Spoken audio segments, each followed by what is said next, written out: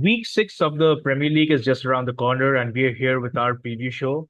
Rohit's in a new studio. It's not a studio, but it's got a different background and all, so that's pretty cool.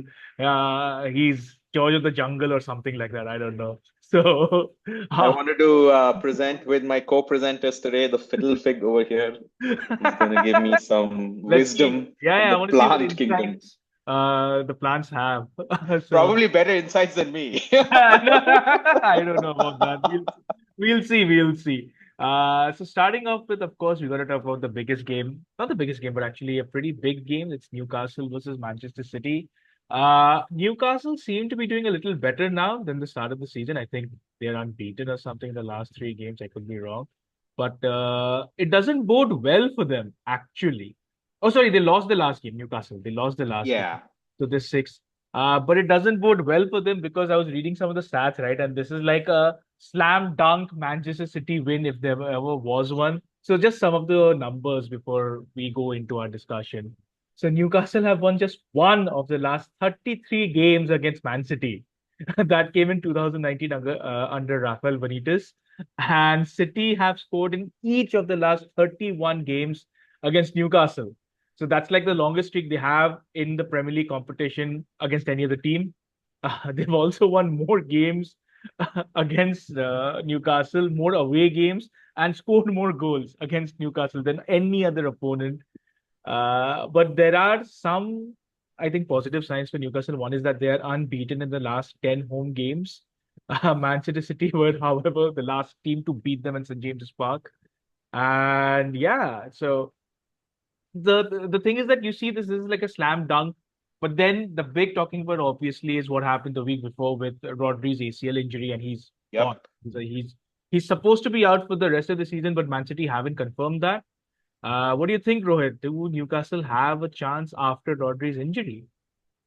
I don't know, man. Especially having lost the previous game, Newcastle might, be low on confidence. But you never know. Rodri is a pretty important player for City, right? And I don't know whether they have a ready-made replacement. They'll probably start with Kovacic. They do have Matthias Nunes, but I think that definitely presents Newcastle with an opportunity, right? If they can turn up to the game, they have a pretty decent squad, right? They have a pretty good midfield, a powerful, strong midfield. If they can win the midfield battle in the absence of Rodri, Newcastle might have some chance. But again, you have to stop the one and only Erling Haaland. Yeah, that's not gonna happen. I don't think Haaland's gonna miss out. He'll probably get a hat trick. I don't know. So that's an FPL tip right there. Haaland's gonna score a hat trick or something.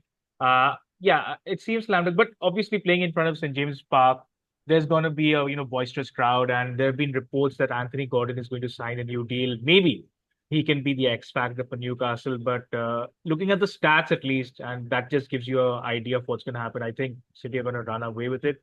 Maybe they also Mhm. want to send out a message, like that 2-2 draw against Arsenal. There was a lot of back and forth, a lot of things said about Arsenal actually doing better than City over there, and City were kind of lucky to get that draw, like the last second goal that came in from John Stones. So maybe would fear for Newcastle.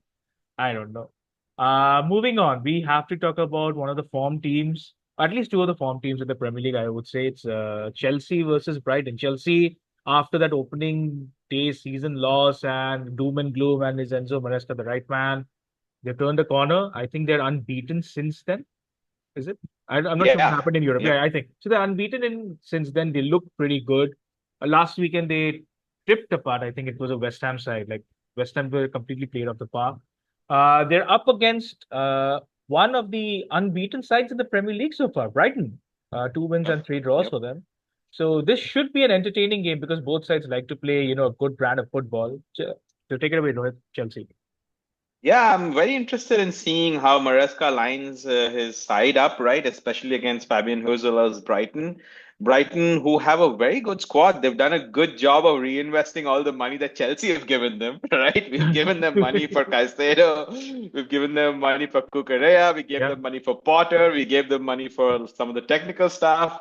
And they've done a really good job in buying a lot of players. I'm again interested in how Chelsea counter the Brighton wingers, right? Karo, Mitoma, and Yankub Mhm. Minte. They are very dynamic, very good, very threatening.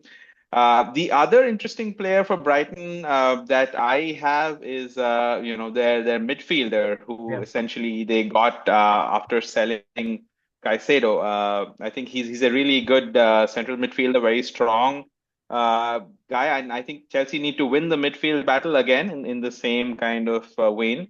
So it's going to be a good game. The one positive thing for Chelsea is very few injuries, right? We only have Reece James injured. Malo Gusto is back.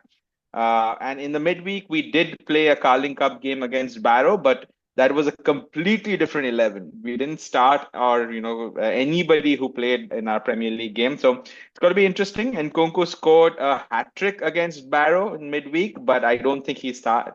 I think they'll stick with Nicholas Jackson, but it's going to be interesting to see the tactical battle that ensues. Yeah, so Jackson's been in really good form. I saw him play against West Ham, and he looked really good.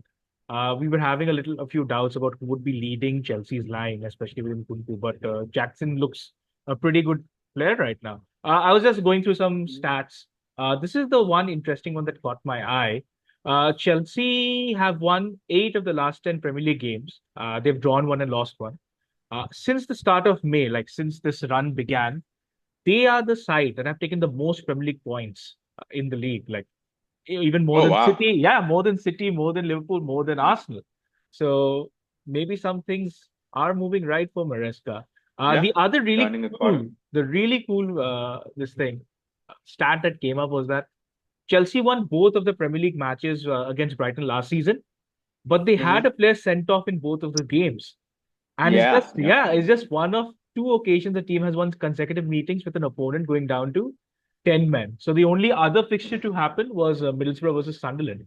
So Oh, crazy. wow. Yeah. So it'll be interesting to see if another Chelsea player is sent off tomorrow. That could be one for Maybe the you books. never know. Yeah, you never know You never anything, know. especially with how these referees are. I mean, Hmm.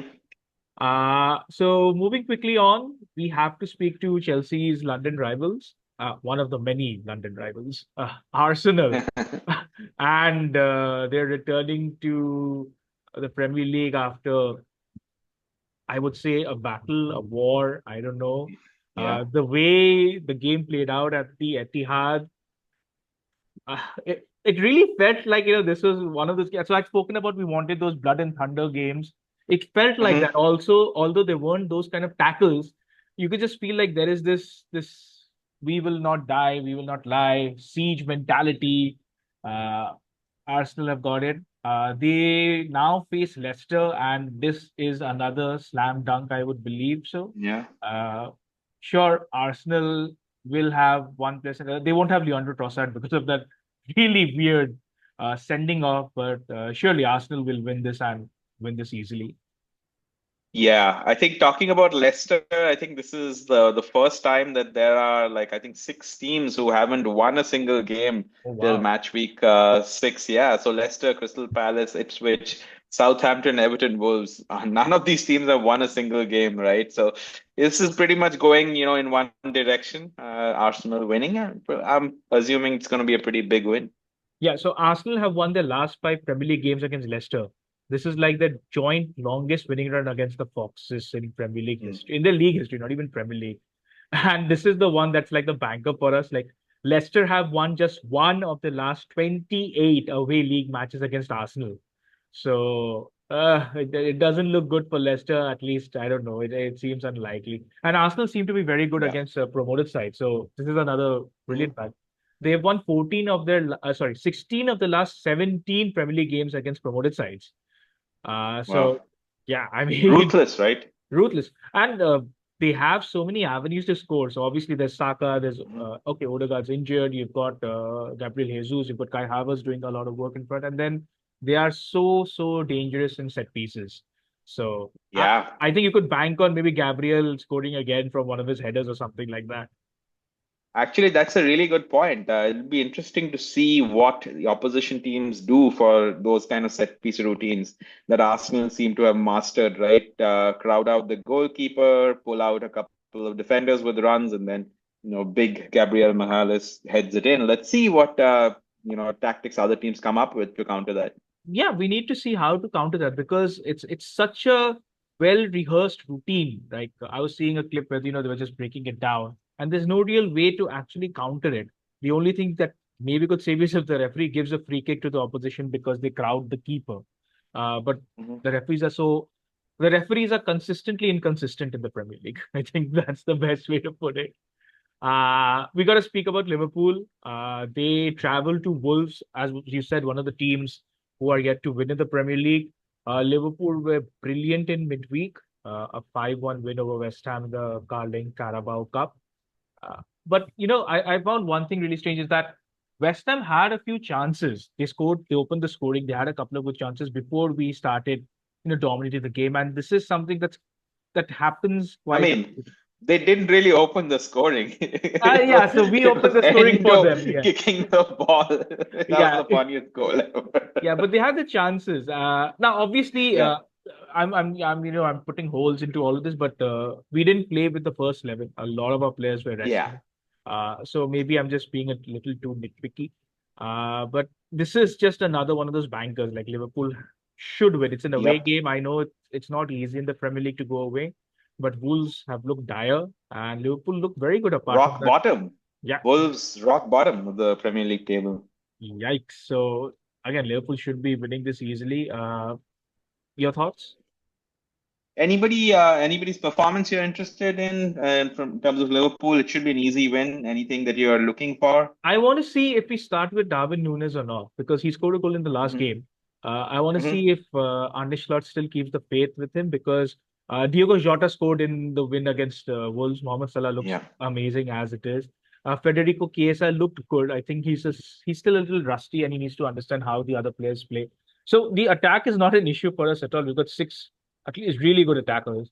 I want to see what the rest of the team does. And there's a big there's good news for us that Allison is expected to start. So Keller is obviously a okay. very very good deputy, but Allison coming back is going to be a huge boost for us. And yeah, I think yeah, I think all the stats are also geared towards Liverpool. So Yeah, Wolves have should be an won. easy win. Yeah, yeah. So Wolves have lost more Premier League games against Liverpool than they have versus any other opponent. 14 out of Wow. 15. So it's gonna be like it should be a win, but then we said the same thing against Forest, right? And we saw what happened in Yeah. that match. So you can't But I predict think it. Forest have been decent this season, Yeah, unlike yeah, yeah. Wolves. I think that's the only I difference. think Yeah. Forest are also undefeated so far, right? Yeah, yeah, fine. I Yeah, think yeah, since yeah, pretty 2000. much. Yeah. So that's Yep. great. And moving on to the big match of the weekend. This is like a rivalry that's been there for quite a few years, although it's not a derby or anything. It's Man United versus Tottenham. Two sides that I don't know are struggling a bit. Spurs, Underwhelming, yeah, right? two losses for them. I think they have identical records actually. It's two wins, a draw, and two losses. There have been ups and downs the entire season. Uh, I don't know. And midweek was like an eye opener a bit. So United drew against Twente. I don't know how long Ten Hag is gonna be there, especially with Ole Gunnar Solskjaer saying that he would like to take the job back. This would be absolutely insane. So we'll talk about the Solskjaer bit in a bit, but the teams had completely different results. Spurs went down to 10 men and beat Karabakh in the I think it was the Conference League or maybe the Europa League. I'm not sure. And they took a dig at Arsenal by saying we went down to 10 men and yet we won. We didn't stop playing football. So I think Spurs hit the nail on the head because I'm pretty sure that Karabakh and Manchester City are equal in terms of Very quality, right? similar. Yeah, Yeah. yeah, yeah. I mean, so, but the big question is about Manchester United. What do you do with them? Yeah, I really don't know, right? After so many seasons with Ten Hag, again, a pretty bad start to their season this year. Something's got to give, right? He's bought so many new players across different positions. There's a different kind of controlling owner now, but the results seem to be on and off for Man United, right? So this is a big game. Tottenham, as usual, I think they'll do well in the attacking sense. The defensive side of things is always where Tottenham kind of tend to lack. I think one of the players who's doing well for Tottenham recently is Brennan Johnson. He scored Hmm. like 3 goals in the last 3 games after getting some abuse after the Yeah. match against Arsenal. I really hate these young players getting so much abuse from fans, after a couple of games. But it's good to see him turn his fortunes around. As far as Man United is concerned, I don't know. I really think that Erik Ten Hag is not the person to take them forward. Regarding the Brent Johnson bit, I think social media has become a terrible place because people get Hmm. to vent or share their emotions and all, but because you're blocked, like you don't have to show your face, you don't have to put your name and all. I think they take it a little too far. It was always there. I'm sure stuff like this happened in the stadiums and stadia that matches were played in, but with social media being as prevalent as it is, it's terrible. Coming back to the point, I think Ten Hag it's strange. So he was supposed to leave in the summer, and then United still kept him because they couldn't find someone to replace him, which I find extraordinary given there are good coaches everywhere. They back him. He signs players, and then they just don't click. He's formed Ajax 2.0 here right now. Uh, and I was reading somewhere that there could be still communication problems with Ten Hag because his English isn't that good, which is kind of crazy Hmm. because he's been here for two I mean, you years. have Google Translate now. Just use that. Yeah, so I don't understand how that can be an excuse. Obviously, it's not Yeah. the only excuse. I just don't know what's going on with Ten Hag. Like it's still the same thing. So they try something, but it doesn't work. This could be two things. Either the manager can't trickle down his That's right. ideas, Yeah. plans, Yeah. yeah, to the players properly, or the players are just not good enough. Now, I don't believe the latter is true because the team that United have, I'm not saying they should be top four easily, but top six or at least good performances should be coming in. I mean, you've got Bruno Fernandes, you've got two youngsters, you've got a pretty decent midfield. I'm not saying it's the best midfield out there. So they have the quality. I just don't think that the manager is the right person in charge. And what are your thoughts on Ole Gunnar Solskjaer coming back? I mean, of all the No, I people don't out think there, he's gonna come back. I think he said that in the sense that, yeah, I still love the club. If they ask me to come back, I will come is it back, Frank right? But I don't Lampard think. coming back? Yeah, basically, right? Like Frank Lampard did us a solid, right? So Mm. in the case that they have to fire Ten Hag and appoint somebody in the interim, I mean, might be Ole Gunnar Solskjaer. I think it can't be any worse than Ten Hag. Let's see. This is a pretty big game for him, right? If Mm. Man United don't turn up and Tottenham beat Man United, Ooh. it's I don't know. I don't know what the path forward is. So it is quite possible, right? Because Spurs are unbeaten against United in the last three games, within the two draws.